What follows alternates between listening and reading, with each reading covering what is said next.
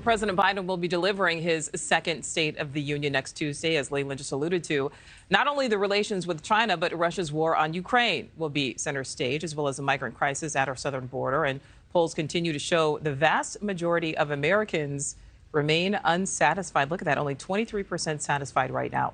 Joining us now, NewsNation political editor Chris Stirewalt. Chris, thanks for some of your time.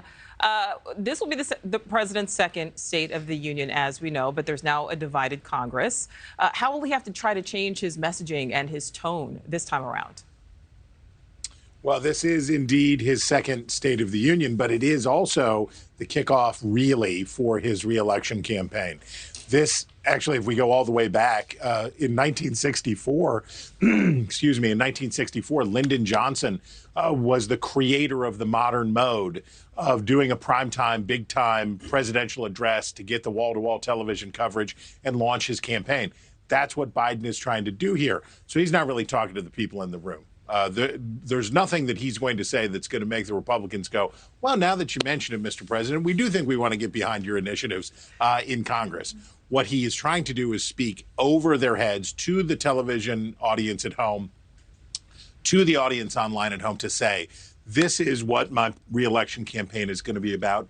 These are the things that we've accomplished, and this is why you should give me another term. Oh, well, that takes me to my next question for you, Chris, because, you know, there's this recent poll, this recent Marist poll shows 60% of Americans think the State of the Union is not strong.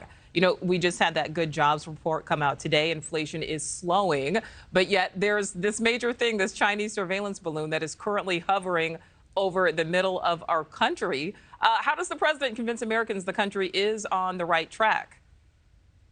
Well, when you look at numbers like that, you have to remember that people have different reasons for saying that the country is not going the right direction or that the State of the Union is not strong. So, you know, if you're Joe Biden, you're going to start out with everybody who is a serious Republican almost everybody is going to say, we don't think the State of the Union is strong. We think it's bad because the wrong guy is in charge. That happens with right track, wrong track numbers. It happens with these.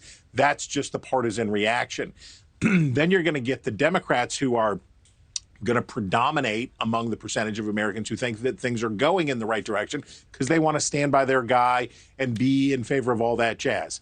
The people who will decide the 2024 election are those independents and those moderates in both parties who are looking for, can Joe Biden really go the distance? He's got to look virile. He's got to look powerful. He's got to look present. He can't look his age. You know, with Joe Biden, you never really know which version of him is going to take the stage. And while that is a wonderful stage from which to launch a reelection campaign, a wonderful place to talk to the country, the flag is behind you, the setting is enormous, the lights are beautiful, it's great. But if you're weak, if you're not ready, if you're not having a good day, boy, it will show there in a really intense way. So if you're Biden, you want to project, you want to talk about that jobs report, You want to talk about that we have the lowest unemployment basically in peacetime history, in American modern history. You want to talk about those good things, make your case. All right, Chris Stirewalt, NewsNation political editor. Thank you. Thank you for watching. Go to newsnationnow.com to find NewsNation on your television provider. And don't forget to click the red subscribe button below to get more of NewsNation's fact-driven, unbiased coverage.